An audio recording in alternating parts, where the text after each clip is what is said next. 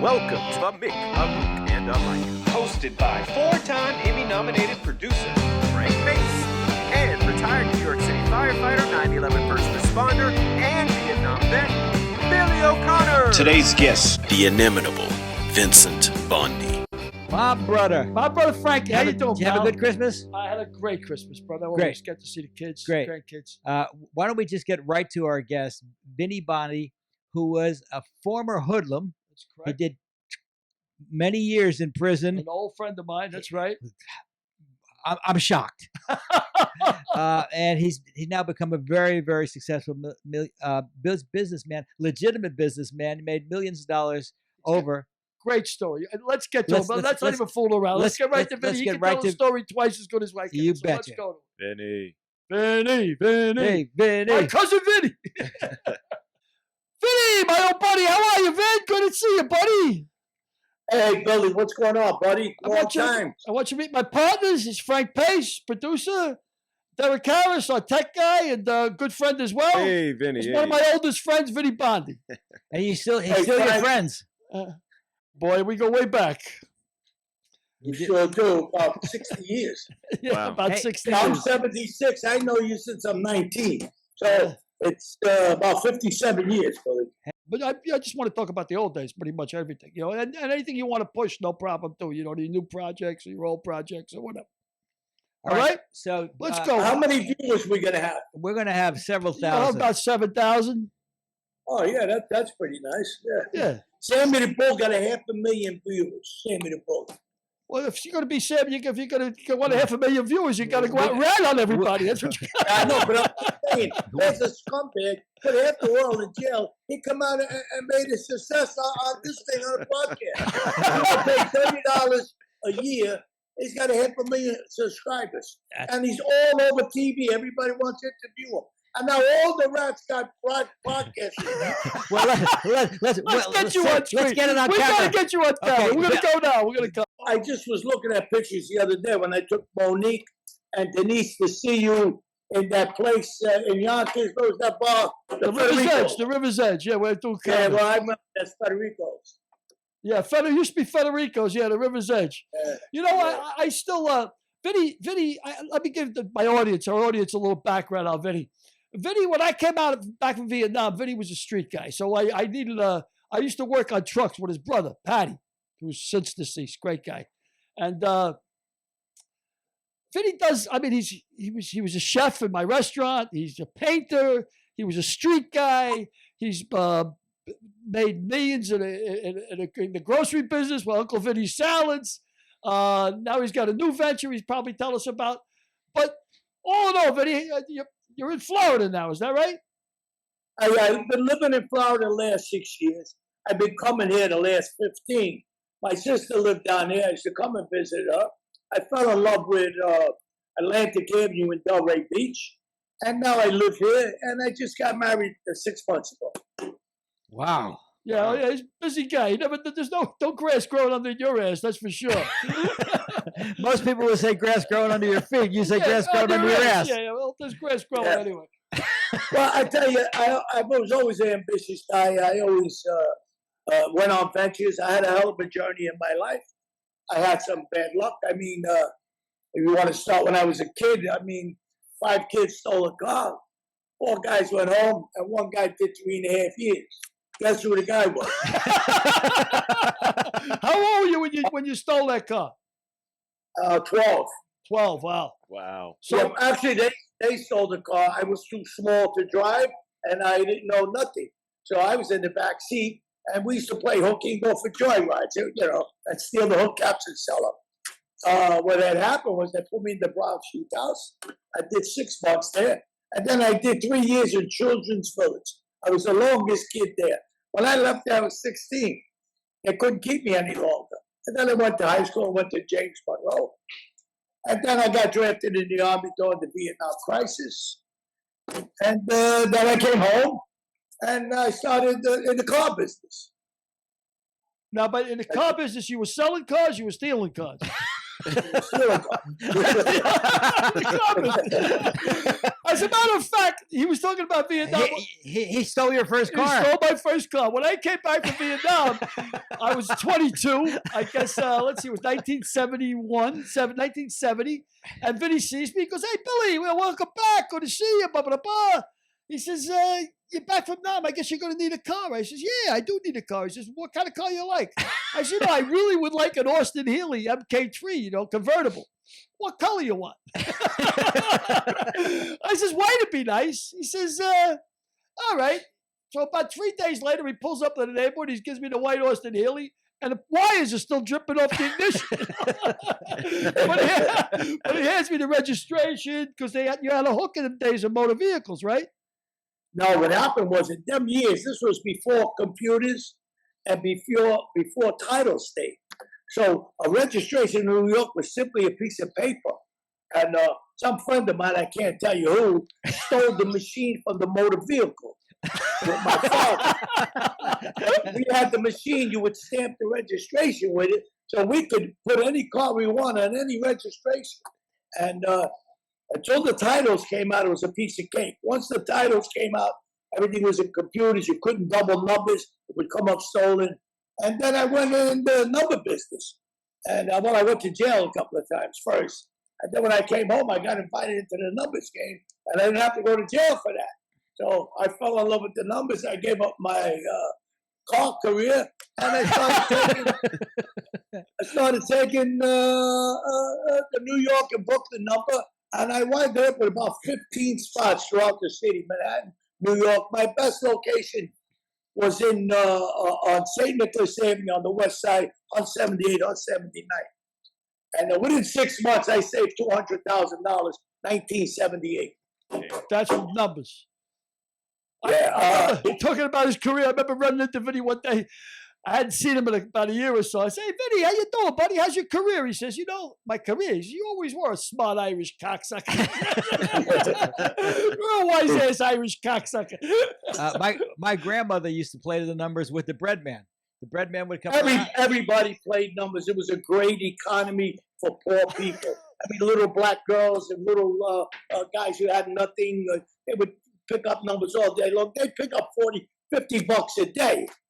So you could Lucky Luciano said you could always make a living in the number business. However, when we did the numbers, they would say, "Oh, the people are taking the milk money from the children and playing these crazy policy games." Well, now you could play these milk taken away from the money games in any state. There's right. 500 different numbers: a day number, a night number, scratch off, Powerball, Super Bowl,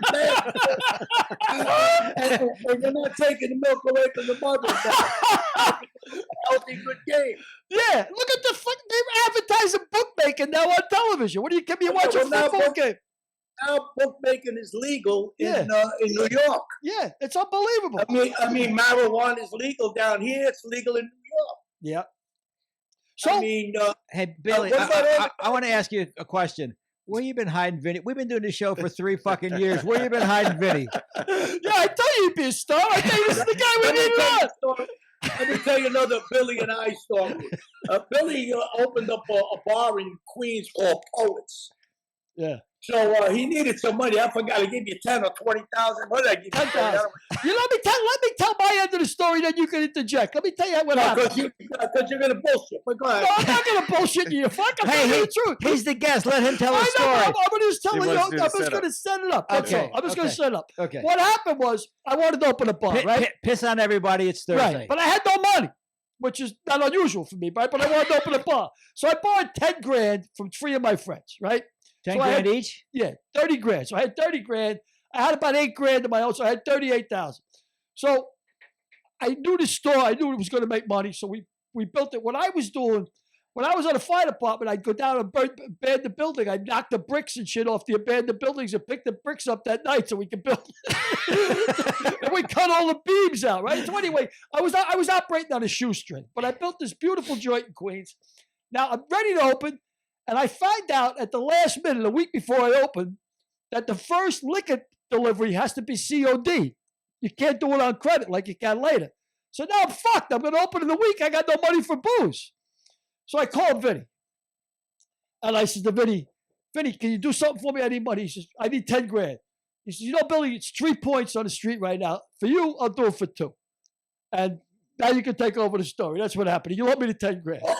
Okay, yeah. So I give him the 10, and I go out to the bar to wish him luck. And he gives me the interest on the money for a month, whatever it was. So I put all the money on the bar. I tell the girl, earn all this money, give everybody at the bar a drink, because I don't want to make no interest money off of a friend. And he did pay me back. And he used to cheat me in poker, though. Yeah, that was unbelievable. I used to run a poker game in Yonkers and Vinny come over. And then you break Twiggy's balls. Tell me you don't ever go to jail because you got down with the shower cap. This guy Twiggy, my roommate, he was going bald. So he wore a shower cap before he went to bed. He had to go to work in the morning. And he put on a shower cap. He looked like an ugly girl. And he looked over the banister. Can you guys keep it down? I got to go to sleep. And Vinny, of course, keep it down. Go fuck yourself. He says, look at you with that shower cap. Don't ever go to jail, you fuck. He said, they're going to kill you. So anyway, yeah, Vinny comes out. I give him the 10 grand because the place was a huge hit. I give him the 10 grand. He takes the 500 in interest. He throws it on the bar. He says, just give everybody drinks till the 500 runs out. And that's the way he's always been with me. Now, how long would that how long would that $500 interest cover? A month? A week? Oh, well, no, what points were? 2 points on 10,000 would be 200 a week. So he probably owed me about 800, 1,000 because he paid it pretty quickly. I don't really remember, but I knew I never made no money on it. Because whatever money I got in interest, I would throw on the bar and give it to the barmaids, pay a good tip, and buy the drink, spend the money till it was gone. So the way it works is if you borrow 10 grand, you pay 200 a week every week until you pay back the 10 grand. Right. But you can't pay back 2 grand. You got to pay, all at once. Well, you can knock it down. You could pay 1,000 and then pay 2 points on 9. I mean, I wasn't really a Shylock. Oh, you were just doing me a favor. Yeah, I wasn't. I didn't push money. I'll tell you another story about poets that you don't remember, but I do remember. When I was building the joint, 3 guys show up with suitcases, with briefcase rather, and ties, collar, the whole thing, but they were wise guys. And they come up and they said, listen, you're opening a bar here? I said, yeah. They said, you got to hire 5 people from our union. I said, this is a mom and pop shop. I said, we don't need no union workers. He goes, what did I tell you? You're going to hire 5 people. So I said, okay, I'll get back to you. So I called Vinny. Vinny says, give me the names, give me the number. But the 3 guys came in the next day. Don't worry about it. You don't got to hire nobody. You guys are all right. They said, do whatever you want to do. So, I mean, Vinny's done me favors. I mean, unbelievable. Remember when you had we went back and forth with a lot of shit. I love Billy. I always did. Remember when you had the counterfeit 20s? Remember the counterfeit 20s? Yeah. Yeah. Tom, I was balls ass broke, and I had those 20s. I think we paid $20 for 100 in them years. So I was a kid. I must have been maybe 21, 22. And Jimmy Roselli was in Trency's. Remember Trency's on Yonkers Avenue? Yeah, sure. So that was owned by gangsters. And Joe had a table there. So he said, Vinny, you can have the table any night you want. I said, yeah, Joe, I want a table to take my mother. So I took my mother, my brother Patty, his wife, my brother Joey, his wife. I had a girl and my sister. And we had a table right in front of Jimmy Roselli. He gave my mother his bow tie. So at the end of the night, the check comes. I'm nervous, I'm giving him 7, 8 20s with all the same number on it. I get away with the bill. I give the girl an extra 20, and them years, $20 was like 100. I leave. I go get out coats. I give that girl a 20. When I get out, I said, I did it. So I took the whole family out for like $40. You gave me the 20s. You gave me a fistful of them. You said, look, here's what you do. Don't ever use them at a gas station because they get your license plate. When you go out and you're going to spread them, make sure you only carry one in your inside pocket because if you get busted, you can always say, hey, what the fuck? I didn't know it was a fucking counterfeit 20. You got some memory. Yeah, I remember I was paying attention. You would give me instructions. So what I would do is I'd go out with Twiggy, and Twiggy would hold 20 in the counterfeit 20s, and then he'd give me one, and then I'd pass it on the bar, and then he'd give me another one to pass. You passed it as you, but one at a time. I don't know if you remember, Bill, you remember Jimmy Reynolds? He owned the Shell station right on the corner where I used to live on Bronx River Road, that big Shell gas station. I didn't So know, I- but I know the gas That's station. why I sold him and a bunch of his French cars. So we wound up becoming friends through the years. Sold him cars. St. Patty's Day, me and him go downtown. Now, you know, there's a bar. Every 3 stores is a bar. And we started out, I'm on one side and buy me on the other. I put a $20, give my friend a drink, give him a drink. We took $16, $17 up a change, go to the next bar. He picked up about $50 each on St. Patty's Day. And nobody's looking at money, everybody's fucking drunk. Yeah. Yeah, you had to count of it. I got to tell you, I got to ask you a story because you told it to me once about the jewelry store. I love this fucking story. About, you told me years ago before they had the 3 doors for the jewelry stores, you could go in and rob them. Tell me how you did that. But it was a small neighborhood jewelry store. It wasn't like nothing big. And I go in, and I was all dolled up. I had a suit tie on. I had a fake tie. I said, let me see this watch. He shows me the watch, this, that, yeah. That's try to see the other one. So he puts 2 or 3 watches on the counter. Now he had a walk-in window where you had to open the window and go in to get the stuff. Oh, I'm moving. I look like an idiot. No, Anyway, great.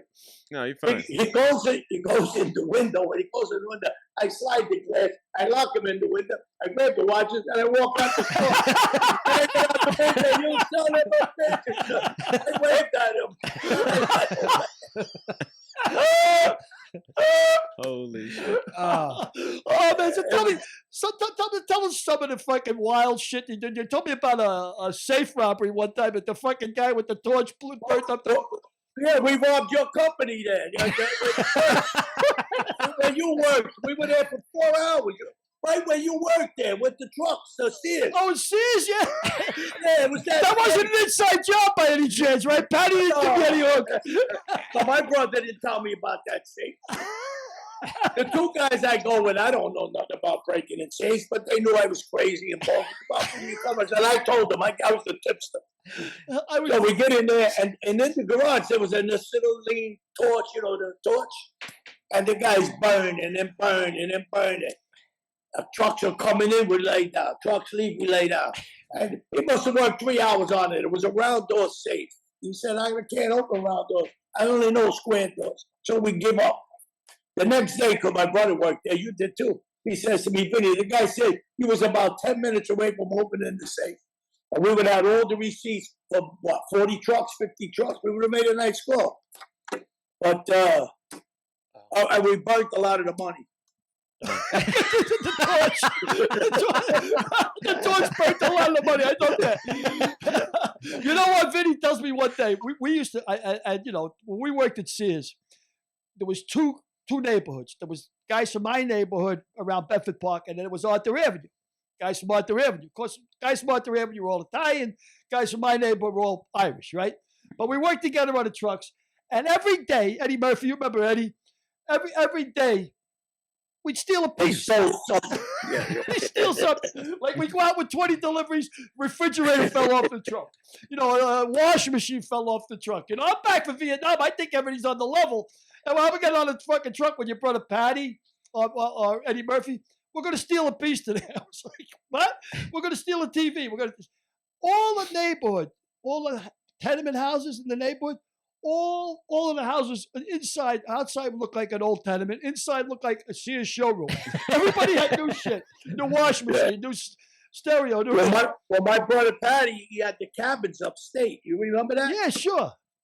Well, you have 4 cabins. You have 4 Sears TVs, 4 refrigerators, Sears, 4 stoves, Sears. I mean, he was. My mother had Sears products. I had Sears products. I mean, but he wound up getting caught late in life, but he got away with that shit forever. Oh, yeah, we were still. Remember then you told me, fuck stealing a piece, let's take the whole truck. So you said, look, you're going in for breakfast, leave the fucking keys in the ignition, I'll take the truck and give me 20 minutes before you call in the car stolen, right? Before the truck is stolen. Unbelievable. So that's what we did. We took the whole. There was so many stories of that. My brother Patty, they were hip to him, so he tells me the story the next day. He says, Vinny, I'm leaving. Me and my brother Patty were best friends. We were always together. And his wife loved me. I was like a second father to his kids. Kathy, yeah. Oh, he says to me, the cops were following me in the truck. They sent a spotter out to check on me to see if I was stealing. So he stops by the 45th precinct. He runs and he tells the desk sergeant, "Hey, listen, officer, there's a lot of stealing going on in Sears, and these guys are following me." So the cops grabbed the spotters and they tell them, "No, we weren't with Sears." So, and then they went and stole 3-4 pieces off the fucking truck. When the cops I pulled mean, them the over, stories so- from Sears, Yeah, there's no end to. unbelievable. So tell me, now you're 12 years old, you get busted for stealing a car. You're away for 3 or 4 years between reform school and where they sent you. 6 months in the youth house and 3 years in children's village. That was the worst bid I ever did in my life. Really? I didn't even have hair on my cock then. And what really happened was my cousin Dennis and we used to steal cars and go for rides. But we did it 3 times. I got 3 times. But my cousin Dennis moved to Long Island, so he got away. There was a guy, we called him Frankie the Spit beneath us. He went to Puerto Rico.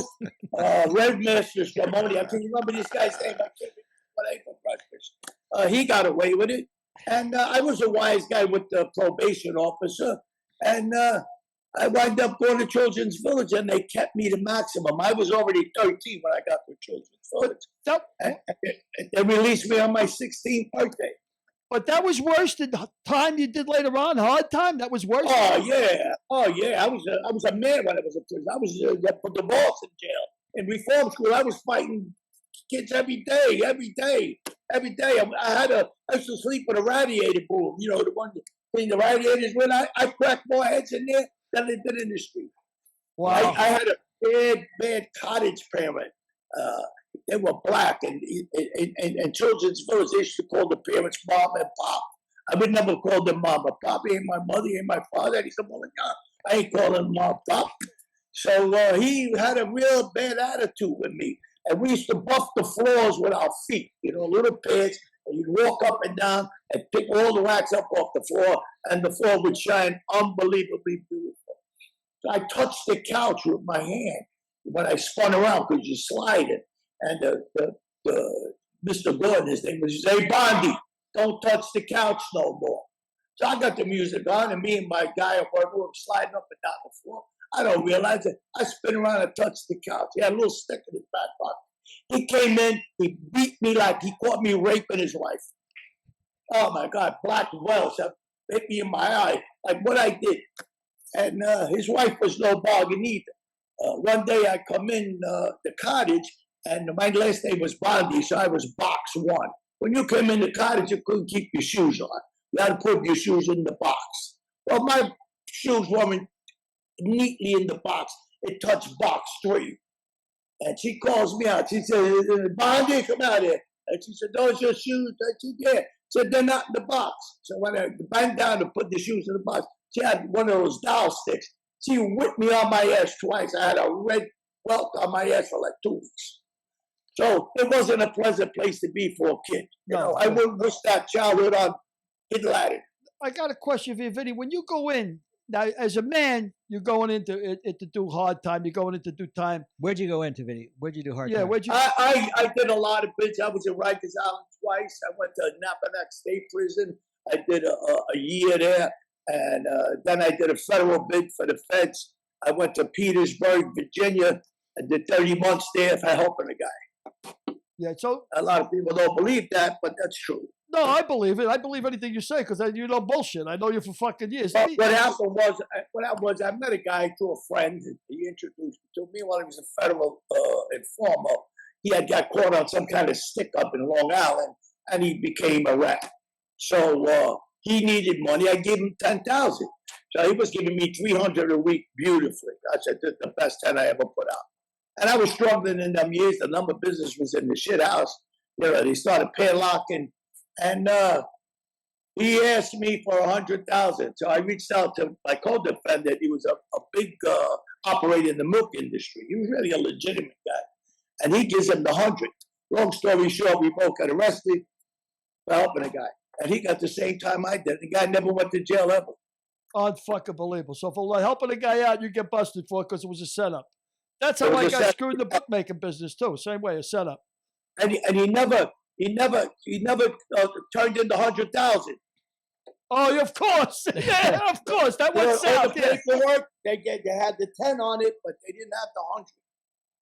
And of course, you ain't going to make a stink because it makes it look worse if you were doing 100 instead of 10. Oh no, you can't. You can't. You can't. I mean, what kind of stink? You can't. Even you rat on them, you might still a rat. You can't do A that. question So- for you: when you go in, to do time, and you're a street guy and you're a bit of a wise guy, I mean, is it like in Goodfellas where they take care of you a little bit better? You got things a little bit Pretty better much, than the general yeah, pretty much, population? Is that yeah, on the yeah. level? When I rolled into the federal prison, yeah, guys brought me sneakers, some coffee, this, that, shower shoes, because you want to take a shower and you got no, you don't want to walk in there barefooted because God knows how many loads are on the fucking floor.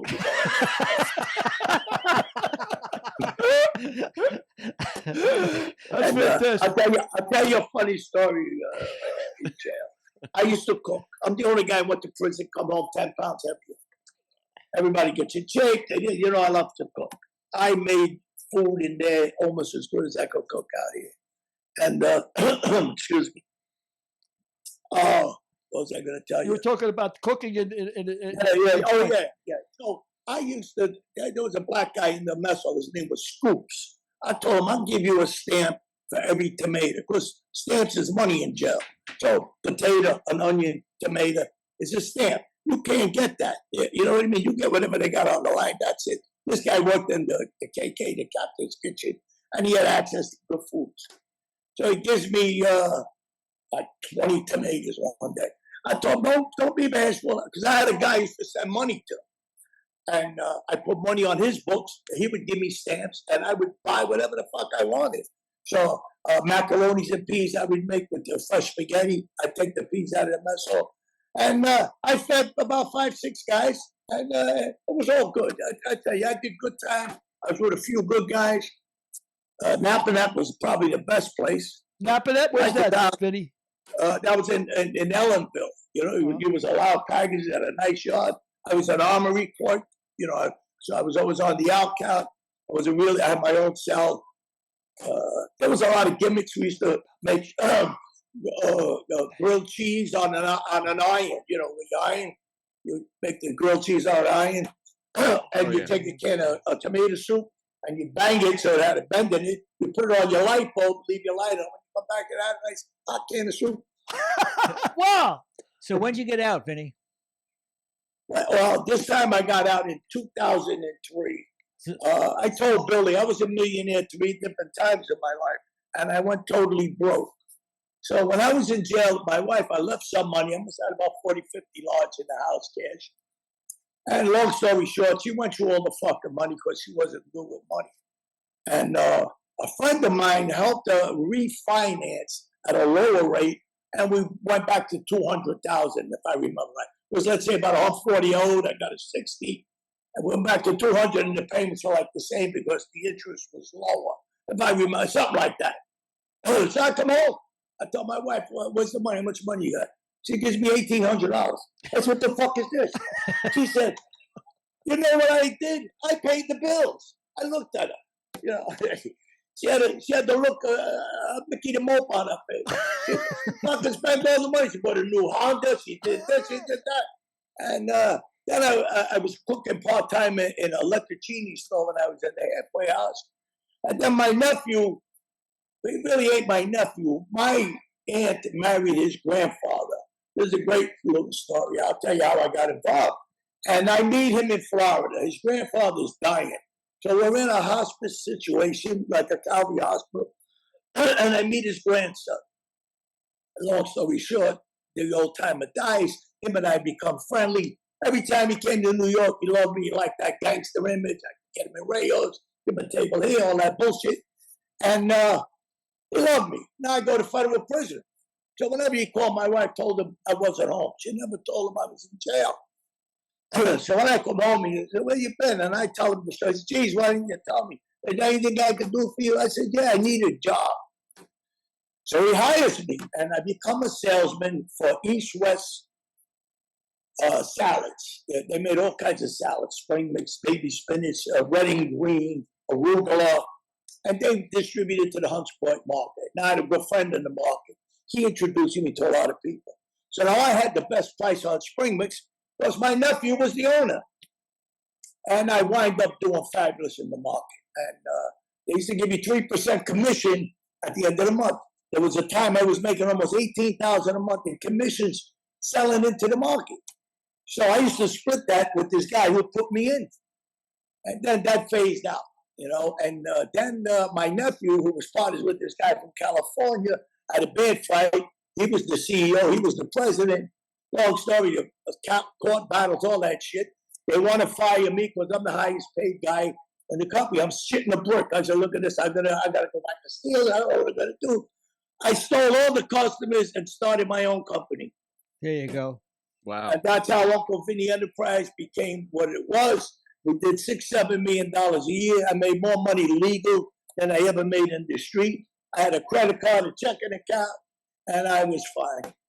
Amazing, right? The crime really doesn't pay. And a quick question. Now you're a legitimate businessman. You got $1 million business. Yeah, multi-million dollar business. Is it easier to be a legitimate businessman than living by your wits in the street? Is that hard? It's a lot more exciting in the street, without a doubt. I mean, it's a whole different life. But listen, you can live as high as you want. You don't have to look in your mirror. You don't have to worry about going to prison. I mean, I promised myself when I come out of jail, I would never go to jail again for money. You know, I'm not going to go away and leave my wife and kids crying and all of that for $1. I'll eat scuttle and beans and live poor and be free. And you want to know something? All the money in the world's not worth your freedom. Without a doubt. Without a doubt. You know what I mean? Who the fuck? What good is it if you're sitting on 10 million and you're doing 20 years? What good is it? Yeah. And most guys I know who got so rich in their lives never did anything constructive with the money. They all went balls ass broke. Who made millions doing this? Who made selling junk, selling this, doing that? And you see them today, they got holes in their shoes and they can't get out of their way. Unfortunately, some guys did well. So, Vinny, what kind of salads? What do you specialize in? Oh, we used to do spring mix. I had a boat. I named it Spring Mix because spring mix made my whole life.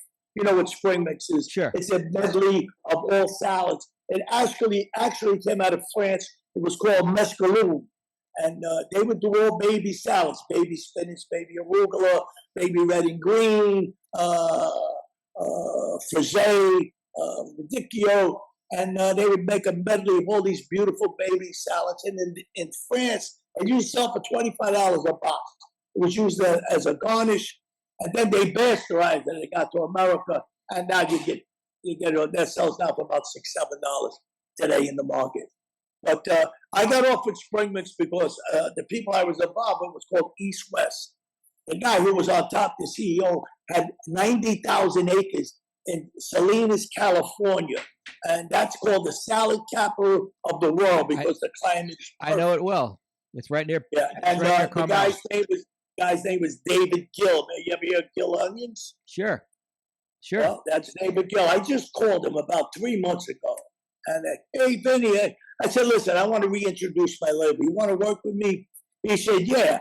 He said, but I'm not doing anything. I wanted him to put it all together for me, you know, get the boxes, the label, the whole 9 yards. And I was going to jump back in the game, but I didn't. Plus, I hit a bad brick wall with my ex-son and the guy, my best friend. You know, when I left the business, I left it to my ex-son and my best friend. And in 3 years, they bled the company dry. I left them with about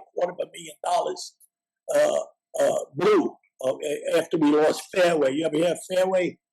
Fairway supermarkets. Oh, yeah, sure. Fairway supermarkets. We had 15 of them. We started with 3. Every time they opened up a new one, I put $3,000 in my pocket. So they went from 3 to 15, and that's when I was on I had a beautiful yacht. I had a home in Florida. I had 2 houses in New York. Then I bought another house down here. And when I left, when we lost the Fairways, I knew I couldn't live both lives, and I was living really high. So I was going to beat all my brokers in California. I was just going to order, take everything out of my name. And when they realized I wasn't paying, let them come after me. There's a thing called packer. And to operate in this business, you have to be a packer or licensed by packer. Don't get me wrong, I had great credit. I never cheated. I never robbed nobody. But it was the final curtain call. So the hoodlum and me come out. And I told my son and this ex-friend of mine, that's what I'm going to do. And I said, I'll put a couple of million in my pocket. I give you all a couple of 100,000. And we had a nice ride. Oh, Dad, let us run the business. Oh, Bo, we had 15 years. That ain't right. I just want to run the business. I'm going to Florida, but I can't live both places. I got to make a choice. I want to be in Florida. I didn't really retire, but I was in this. I couldn't do both. I couldn't maintain all the bills in the Bronx and all my bills in Florida. So I knew what I was up against. So I left it with them. The first year, they bled the company is what they did. The monies that were there, they sent me 3,000. They took 3 each. Then it went to 2. Then it went to 1. Then everybody started, they came through the good times well. They went from 500 a week to 5,000 a week. Who the fuck does that? And both of them I didn't need when I brought them on. One of them I was partners with, not partners, but I was friends with in prison. And when he came out, he looked me up. I gave him a job. And he became very good at logistics and trucking. He was very good at it. And so was my son. My son was very good with the accounts payables, receivables, and the computer. We went from me doing everything by hand to the whole computer thing because of my son. And the business did step up. We started doing all kinds of things. Packing Radicchio, making an Italian rum. I loved the game. I had a ball. I bought and sold all the time. I had a guy in the fairways who loved me. And I would call him and say, hey, Pete, I got a lot of onions here. Could you help me? He said, Vinny, I got balls, onions coming out of my ass. I said, Bud, I need some help. All right, send me 5 skins. I'd call the onion guy and order 5 skins. I can't tell you how many times I did it. I would force sales of shit I didn't even have, and they all did it. They all went for it. I remember once I called them, I said, I got Honey Crisp apples. They're organic. And he says, how many you got? I said, I got 9 skids. I said, take a few. He said, I could use the apples. Give me the 9. I called my friend in the market who called me with these apples. I never sold an apple in my life. I sent him 9 skids. I picked up like $2,000 on a move like that. The money was phenomenal in the pro. The end, you got to remember, I came to the top. I didn't start at the bottom. When I worked for this guy, I started off as a salesman, and then I went right to the market. And now I understand you're selling caviar out of chicken feet? Well, what happened was with the caviar was I went to a guy I know, I met to a mutual friend, has a farm, Sterling Farms in San Diego. So he farms the caviar there. I mean, personally, I don't like caviar. I had it once in my whole life.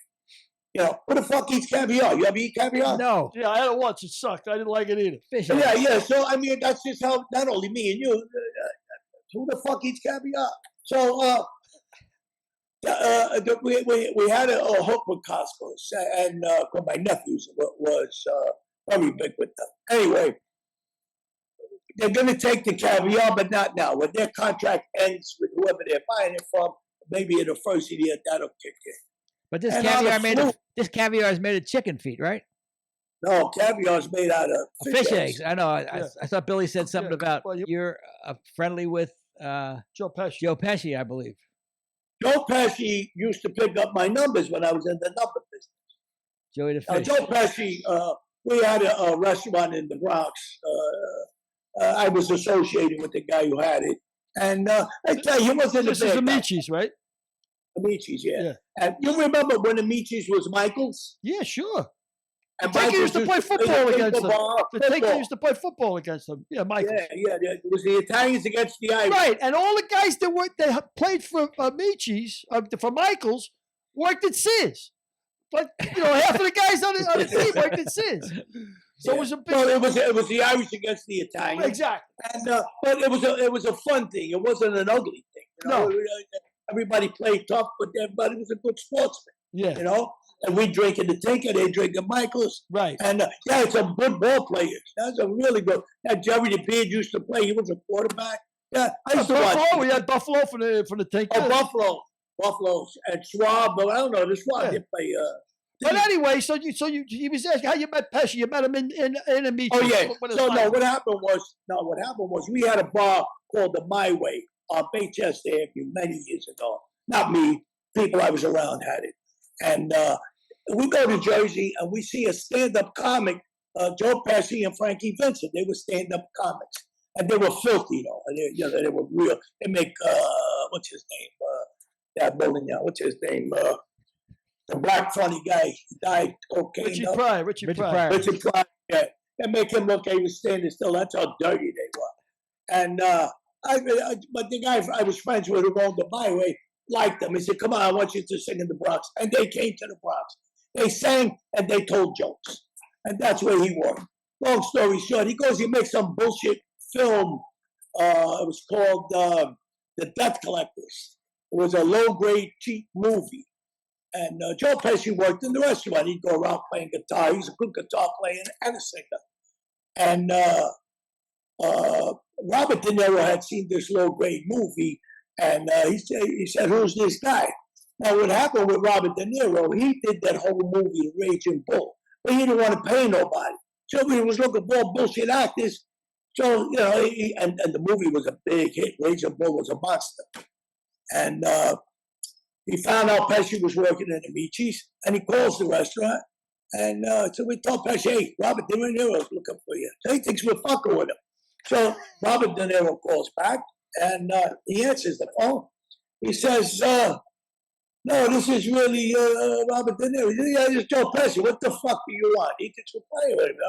The next day, Martin Scorsese, him, and there was somebody else come to the restaurant Amici's, and that's how he got the part as Jake LaMotta's brother in the movie, and then the rest is history.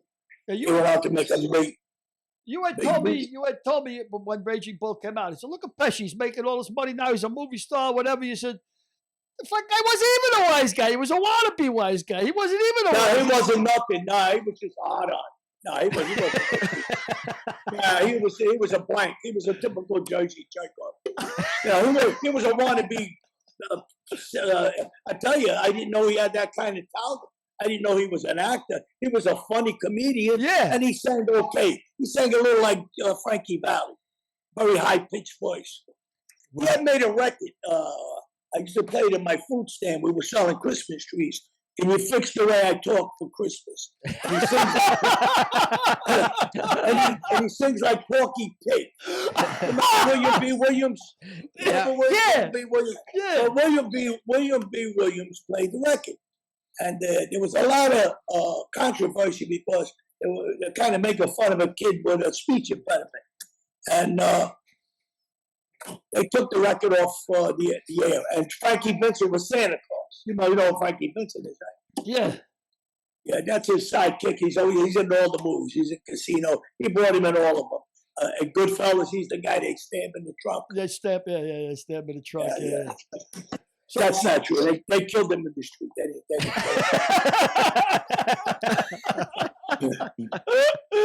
So they did move his body twice. That part is true. That part is true. They moved the body twice. So let me ask you a question. You had told me one time, and I don't know if you remember telling me this, but you had said briefly, you said, yeah, Billy, I'm into this new gig now. I got asbestos removal going on. Everybody's looking for asbestos removal. Do you remember that little passage in your life? Yeah. About a half hour I was in that business. Oh, yeah? You told me it's the greatest game in town. We take out the asbestos. We go in there with these fucking hazmat suits. We take out the asbestos, and then we dump it someplace else and call up and tell we got asbestos problem. Well, you know what happened with that? I got involved on City Island. You remember, you lived on City Island. Yeah. And the asbestos on those things was small. It was only around the heater or the water tank or whatever. I forgot. So you took a razor thing, you wet it down, you cut it, and you throw it in the garbage can.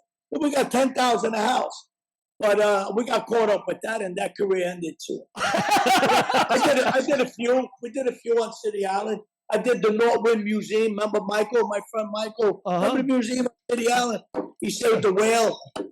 Yeah, I was on the whale. I was on the whale rescue team. Funny.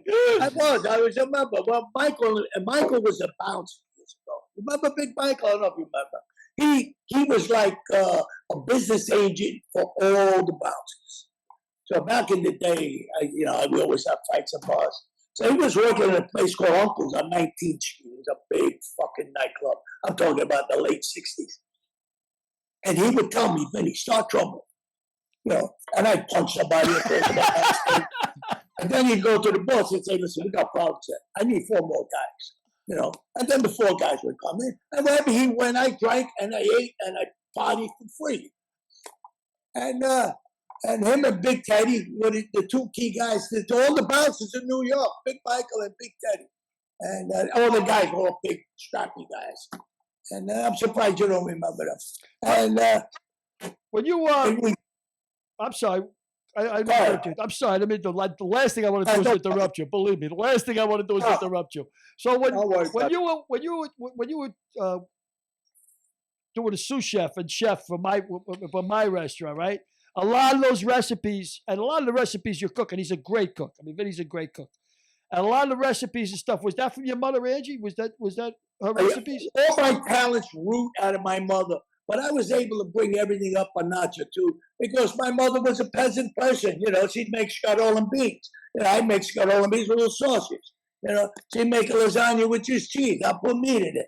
So I always took the meal up a notch. But all of the recipe, I mean, salt, pepper, oregano, fresh parsley, and basil. Those are God's gifts to food. Hey, Vinny, I tell you what, let me ask you a question. New Year's Eve's coming up because this will air between Christmas and New Year's Eve. Any tips you got for New Year's Eve parties? In what way? Well, food? Yeah, food. Well, I mean, depends on what people like. I love to cook. I mean, it's an art to me. It's a passion. I love to cook. I cook almost every day here. If Billy's going to have a New Year's Eve party and invited you to cook, what would you cook for us? Well, I would probably cook Italian. One of the nicer dishes I make is an eggplant lasagna. So instead of using the pasta, I would use the eggplant. I fry them, and I get all my eggplant done. And then I make a nice butter sauce, and I would use pork neck bones to flavor the sauce the best. Pork always gives the sauce the best flavors. So now I would put the sauce down, then I would lay the eggplant, and then I would put the other mozzarella and sausage, no chopping. And then I'd make the layers, and that's how I would make an eggplant lasagna. And then I do a beautiful stuffed artichoke. I don't know if you like stuffed artichoke. Oh, yeah. And then I got a hot antipasta that I always do with stuffed mushrooms, stuffed peppers, and a rollatini, an eggplant rollatini on a bed of this pork sauce. I mean, there's so many. I do a medley of fishes, shrimp, scallops, scallops, calamari, and squingili. You dice them all up with diced fresh garlic with olive oil and lemon. Beautiful salad. That's coming. That's coming up on New Year's Eve. The feast of the 7 fishes. 7 fishes. Yeah, I love that. Well, you come to Florida, and I'm cooking for you right here. Where do you live in Florida? I live in Delray Beach, Boynton Beach. Yeah. Well, I tell you, I love seafood salad, man. I had a guy tell me a long time ago, you want to know if Italian restaurant's good? Order the seafood salad. If that stinks, you're in the wrong place. He goes, that's got to be good. That's got to be good stuff. Now, the recipes you got from your mom, I'm sorry, the recipes you got from Angie, from your mom, when she worked in a restaurant. She worked in the 5 Corners? Yeah, she worked in the 5 Corners. She was a waitress and a cook. She'd do all the shit in the kitchen and sell it too. But she started out as a waitress she always worked my poor mother. I mean, she'd get up 4 o'clock in the morning, go to work, leave 50 cents on the table. For me, 50 cents for Patty. We went to school. 50 cents was a lot of money 50 years ago, whatever it was. And we bought a sandwich, soda, and you had 10, 15 cents to buy candy or whatever. And my suit, my shirt and my pants would be perfectly ironed. I go to school immaculate every day. And that was the kind of woman she was. You ain't getting girls like that today. She made $40, $50 a week. She paid the rent, and we all never thought we were poor. I stole a lot of your mother's recipes, and the way I got them is through Kathy. When Kathy came out to work for me, out in Poland, she used to make that. I stole a pasta fazool recipe. I stole this. And I said, Kathy, you're Irish. I said, how in the name of God did you learn how to cook like this? How did you learn how to cook, such good Italian food? She said, Billy. She said, I had my kids. I was married to Patty. Patty was never home. She goes, I had to learn how to cook cheap. And so I learned from Angie. He learned from your mother. She took all around. I stole all their recipes. I mean, they're great. For sure. Many times I would call her when I was young and, hey, Ma, how do you make this? Hey, Ma, how do you make that? And then as years go by, then you try things, I do a little Asian cooking. I'll do a stir fry. You got to use the peanut oil and the sesame oil. That's the key. A lot of ginger. I mean, it's fun. It's fun, and I'm good at it. You are good at it. You are good at it. I did the shrimp marinara. I still make today. Linguine with clam sauce. I still make today. All the recipes I stole from Kathy. All of them. So I mean, and I forgot what I was going to say. Remember when you were working for me out in Hooks when I had Hooks and you were doing it? Yeah. And we had that asshole that kept taking the good Italian bread and putting it in the heater, and you were chasing him around the kitchen with a meat cleaver. Oh, I had a beef with it. It was a Mexican there. Yeah. I come out, Billy, you gotta get in the kitchen. Billy's chasing this guy around the fucking meat. You got beautiful bread, you fucking idiot. What are you doing putting it in the heater? Well, I used to bring the bread up from out there. Yeah, I know. It was great bread. Yeah, you wasn't getting that bread up there in no man's land. Hooks, the name of that place. JT Hooks. JT Hooks. Yeah, that was my second joint. JT Hooks. Fireman. So let me talk I a little miss bit Brian about. Brown. Did you ever hear from Brian Brown anymore? No, he dropped off the face of the earth. He owed everybody money. I know that. He was bookmaking, then he dropped off the face of the earth. He was doing great. He had a half a million. But he liked to bet too much. He liked his own action. He always bet. Yeah, he had a $500,000 in green at that time. It's like a heroin addict. It's like a heroin dealer doing his own product. He was betting all the time. I want to talk about your art a little bit because I see the painting in the back. Is that a Maui Mai? The fish behind the it. fish? Yeah, it's a Mai Mai, right? Let me see. Looks like a Mai Mai. Yeah, it is. It is. All the colors. There it is. Yeah, take your camera and show a little bit about the art. How did you get into art, Vinny? What made you, become a painter? I learned in prison. I was with a guy. I'll show you that picture too. As a matter of fact, we're still friends. I'm going to Boston to see him. The guy did about 36 years he did. He killed the boss of Boston, a guy named the Wild Guy. He got convicted and all that. He admitted to their crime. That's why I could say it. Otherwise, I would never say it. And he said, "Vinny, come to our class." And I started out with watercolors, and I learned well. And then about 2 years ago, the watercolor medium is the hardest painting to work with. Because when it hits the paper, it has a life of its own. It'll bleed into another color, and then you got to do it again. So I went to acrylics. The only thing with acrylics is the paint dries too fast. Oil is the best paint to work with, but you got to use turpentine. You got to do brushes. You got to wait for it to dry. So I found a new life with acrylics, and I did a lot of nice paintings.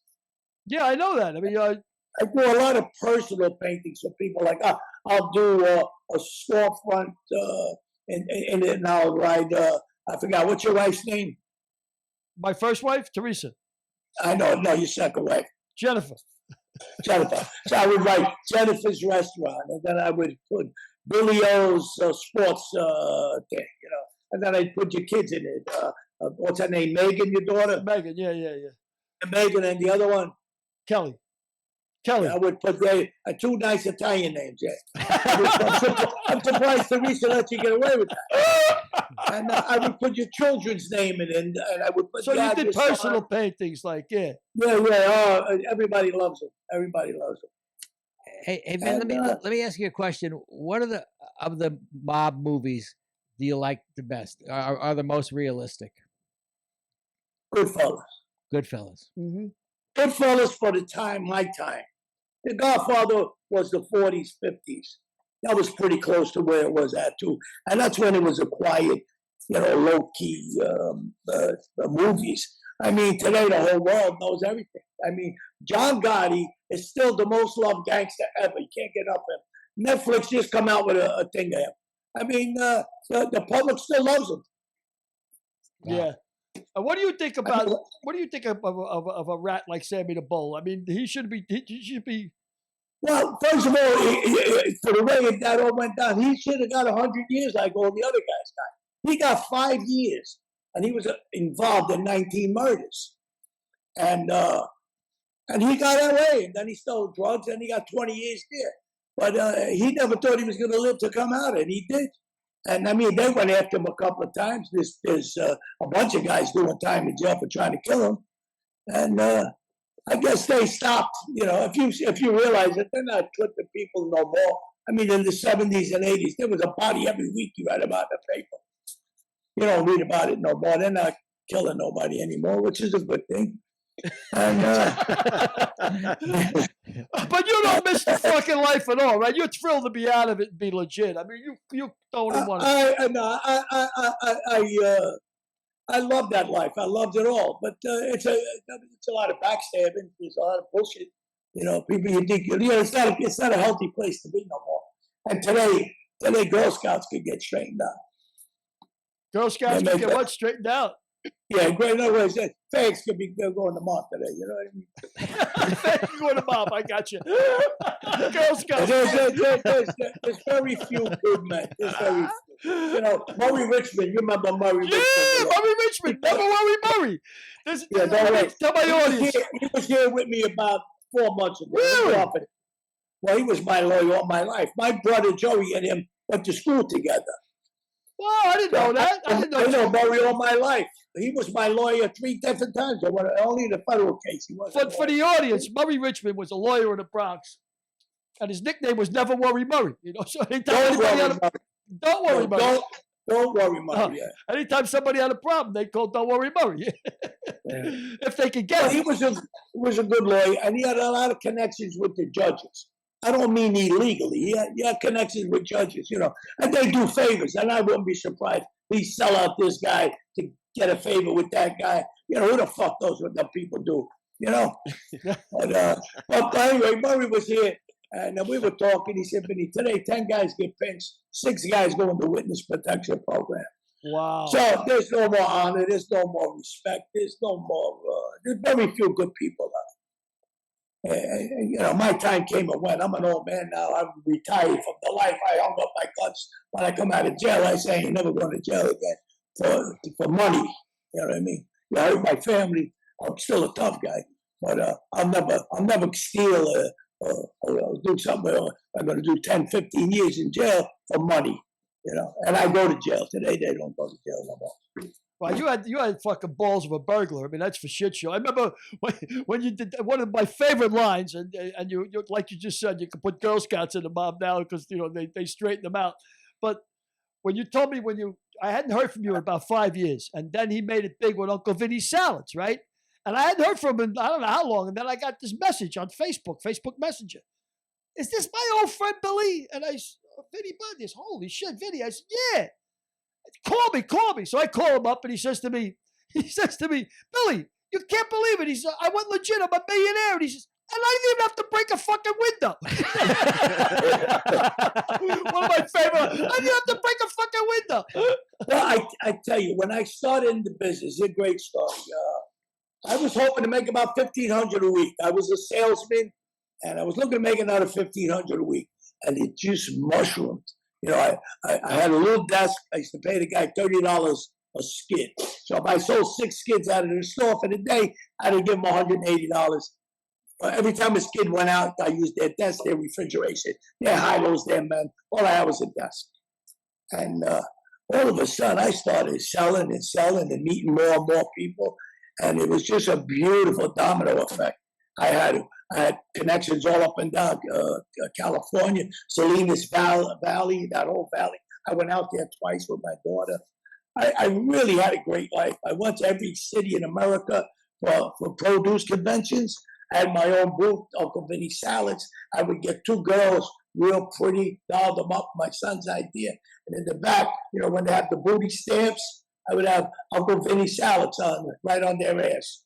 And every guy in the world would come to the booth, And it was so much fun. I mean, it was New Orleans, California, Florida, New York, Chicago. I mean, I was in every city in America for the conventions. I spent the money. I wasn't, it was $4,000 or $5,000 for the booth, and I would send everything down there. I would doll these girls up, and we did a lot of network marketing and did great. Fairway was my number one. They made me a star. Fairway supermarkets. Now it was a great game. That was great, man. I should have hung it a little different. I handled it wrong. The salads are still on the market. They're still doing them. You go to Gristedes and or they're still in about 200 supermarkets. But I mean, that was like you said before, you missed the excitement of the life, but it was easier to run the business than it was to be in the life and be street smart. Every Oh day. yeah, there was so much stress. You always, you never know Where you gonna make your next buck? When you get, you remember that day that guy Huff lost all that fucking money and he didn't pay, and I told you, they told me, They don't want the money. You bring him here, or tell your friend Billy he's on the hook for it, and you got him, and we put him in the car, we kidnapped him. And we brought him over there, and them guys scared the shit out of him. What the hell? Now listen, Mike he paid Silvera. me That prick's name was Mike Silvera. That's who it was. Yes, and they called him Huff. He paid me, and I brought that guy. I don't want to say his name. The money, he didn't even give me a $50 bill. I don't remember how much it was. It was about $2,800, $3,800. I don't remember. No, how much he owed? It was 28,000 he ran away with. He lost Was it that 28,000 much? when he fucking ran I don't away. remember, but he gave it all to me because he was scared shit. And I gave it all to that guy. We won't mention his name. Yeah. And he didn't even say, "Billy, here's 200. Take your wife out and do something." I couldn't believe it. I couldn't Now, believe he it. was usually pretty good to you, right? That guy we can't mention his Yeah, name. yeah. Well, I fell in love with him, but sometimes you fall in love with a whore. I got you. And I fell in love with quite a few. I got you. Billy too. My ex best friend that I left in the business, my son. I mean, I go on and on with that. Now, when you were on the street, Vin, I mean, and I know you, man, for years, and you got balls of a burglar. You'll do whatever happens. Were you ever really nervous? What was the most nervous you ever been in a legal You can't get situation? nervous. You can't get. If you're nervous, don't do it. If you're You're nervous, fucked don't up. do it. That's Yeah, I never. And anyway, I always got high on stealing, and I mean, it was exciting. It was great. When I was younger, not now. I mean, I don't want to. yeah. What if your life don't change? Yeah, if But the the best dynamic thing of that life. happened to me in them years was I found the number business. Because you didn't go to jail. If you got caught, you got a slap on the wrist and a $300 fine. Who gives a fuck? I think I got 15 number pinches. Yeah, right. It's no big deal. It's like being a gambler back in the day. They gave Yeah, you what they call a yeah, KGB, yeah. a known gambler, Yeah, KGB. Yeah. Now you can bet all the numbers you want, day, night, scratch off, up, down. You can bet horses. You can buy marijuana in the street. What about all the guys doing time for marijuana? Exactly. And the same thing with bookmaking. There's fucking guys doing yeah. time for bookmaking for what? But yet the whole deal is if you got fucking money, you don't do time. If you got enough money, that's the deal. You get. Well, it depends on the shit. But listen, you got to remember, back in the day, every cop was on the payroll. Yeah. I mean, I before the remember Serpico the shit. section, the book. Even when I was a kid, my father would leave me on the truck with a peddler. The foot cop would come by. I had to give him $2. I was 9 years old, giving a cop $2. The foot cop, the sector cop come by, they get 5. Selling fucking bananas. Well, I tell you what, in the fucking bar business, even back in the day, Oh yeah, you the paid. cop on the Otherwise, beat, everybody you gets filled up they get- before they had guns, soda guns. Before they had the guns, when you make a drink, scotch or soda, you just hit the gun. They used to have those little 7-ounce bottles, right? You remember they used to open up a club soda, open up a ginger ale. They had well, what you did was back in the day, you made what was called a flute. And you took a 7-Up bottle and you filled it up with whiskey and stuck a cork in it, and you gave it to the cop on the beat. This way, he'd keep an eye on the bar for you. Like it was a cold day, you'd give him he had the long blue coats in them days, the cops. Oh yeah. Well, when we had the my way, they would come right in for their money, and there'd be cars double parked all up and down the block. Yeah, right. But that ain't nothing. But when we had the gambling on Alter Avenue, all of them, until Serpico came along, they probably still do it today too. But every cop was on the payroll. I know a guy I don't know the guy, but I knew of the story. Guy had a homicide, and he knew the inside of the police department. I don't know how much they gave him. He walked out. With a homicide, yeah. Tell me about what about the gambling machines? What about the bar machines? You had a few of them out there. I made more money with Tinker got me 15 spots. I don't know if you remember. Yeah, Mike. I went all up and down. Remember the woman, Sarah? No, I don't remember Sarah, but I remember Sarah. the Tinker got you a lot of spots. He had 2 in the back, right? We had 2 machines in the back of the Tinker. I had 4 slot machines back there at one time. Yeah. I remember you told Those me. slot machines and Cherry Masters in the front. That was my best spot. I used to take my guy on a Monday, like 2 hours to count all the fucking quarters. Because everything was quarters then. That was before the dollar selectors. Yeah. And you used to tell me But, guys doing coke. This is this fucking one place I pick up. You know what we used to do when you bought coke in a bar. You couldn't sit there and chop it with a razor blade, obviously. So what you do is you take a piece of the coke and you fold the dollar bill and you stick the coke in there. And then you take a quarter and rub it across the top because obviously the dollar bill ain't going to tear. And now you'd have it pounded, you can snort it. So he told me, Billy, this fucking place I'm picking up money from, they got so much fucking coke in this place. He said, Lincoln's coming out without no nose. There's no noses on a $5 bill. Yeah, well, we got a lot of bills in the Cherry Masters. That's when the dollar selector came in, which made life a lot easier. Plus, they gambled more money. But I'm surprised you remember the girl Sarah. She was very influential with the IRA, the Irish Republican Army. Remember Bobby Sands? Oh, yeah, I remember. Yeah, they died, I think, in MCC. They stopped themselves to death or something. That's right, yeah. And long cash prison. And she was a big supporter of the IRA. And she would pick up her little daughter. She was like 5 and make her stand up. And she said, Vinny, tell Vinny, my dear, what do you think of the Queen? And she would say, oh, Jesus, Mary, and Joseph, fuck the Queen. There's a little girl. You know, the tinker used to come along. The tinker would come up and down the bar every now and then. He'd say, Billy, give me $20. I'd say, okay, here. What's it for, Mike? He says, for the lads. And then he'd collect in the bar and he'd send it back to the IRA, to the boys. IRA, yeah. Yeah, he was a big supporter of the IRA. Oh, huge. Mike was a big supporter of the IRA. Yeah, he had the pictures on the thing of Bobby Sands. Bobby Sands, starving himself to death in long cash. Yep. Yeah. Well, I got to tell you, man, all the years, and I always say this about when I used to deal with guys that were, the guys that weren't really on the level, always treated me. What they said they were going to do is what they did. Which I think is a lot better shake than you get from the people that ain't on the street. Like if you said you were going to do something, and I told you I was going to do something, as long as we did it, there was never a fucking problem. End of story. Well, we did a lot of things, Billy. We had a lot of fun. Yeah, we had a lot of fun. We gambled together. We partied together. We did. But when you lived on City Island, all the way upstairs, and that building's still there. Yeah, right above Rhodes Bar. It was Rhodes Bar. Yeah. Rhodes.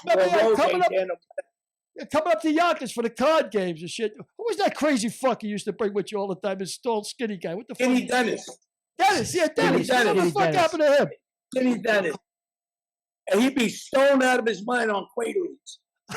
Yeah, it was great to have in a game. We'd have an accident. Every time we went up there, we had a car. So when you came up to play cards with us up in Yonkers, you let fucking Dennis drive? He was always whacked on Quaaludes. What the hell was the matter? How could you let him drive? Weren't you scared shit? He was an unbelievable character. I loved him. He was the ugliest guy in the whole world. He had scars all over him.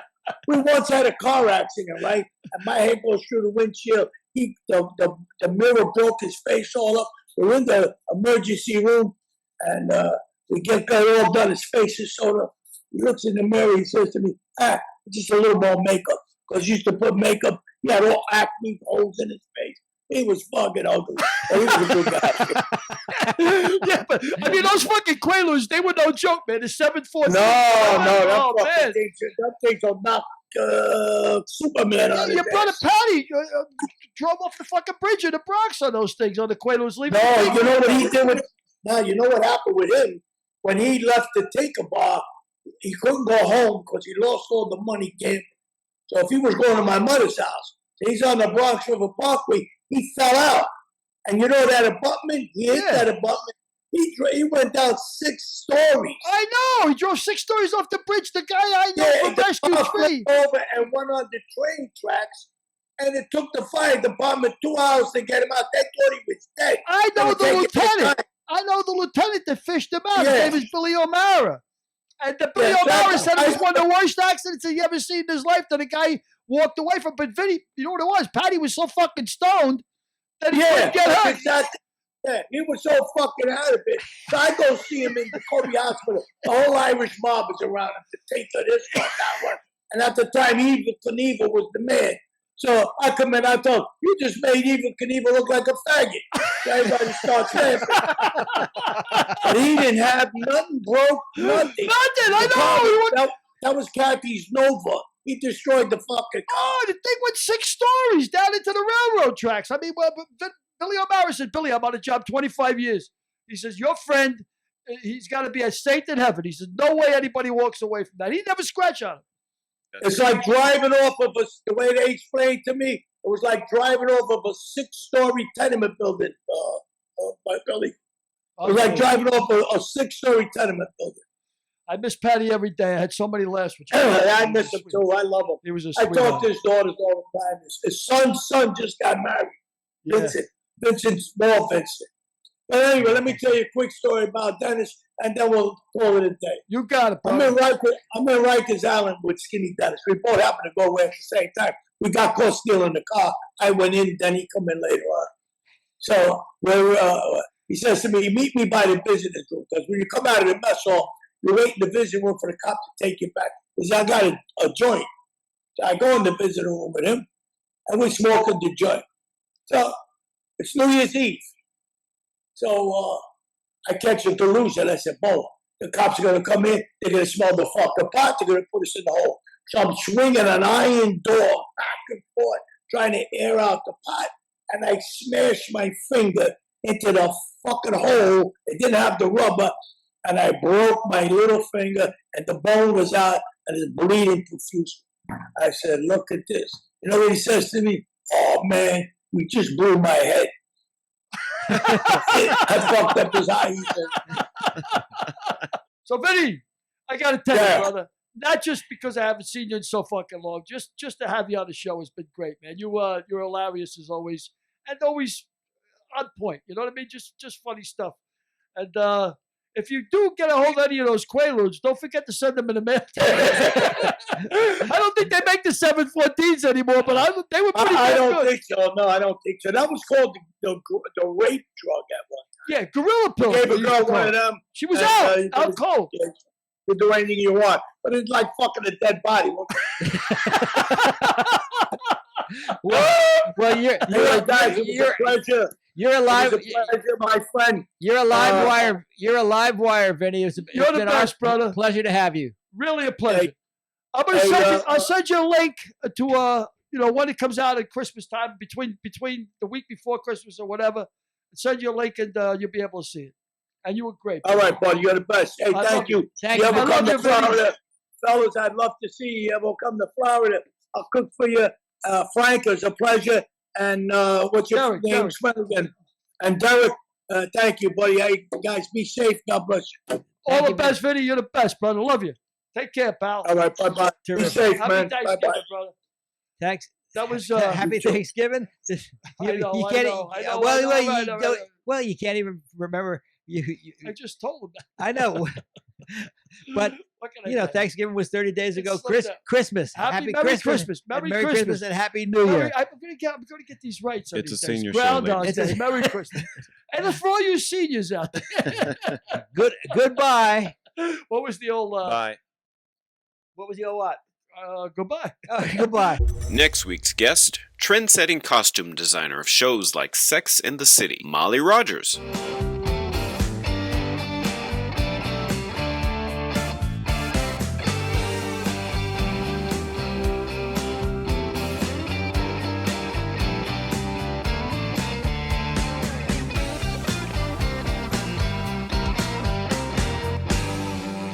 We'll see you next week.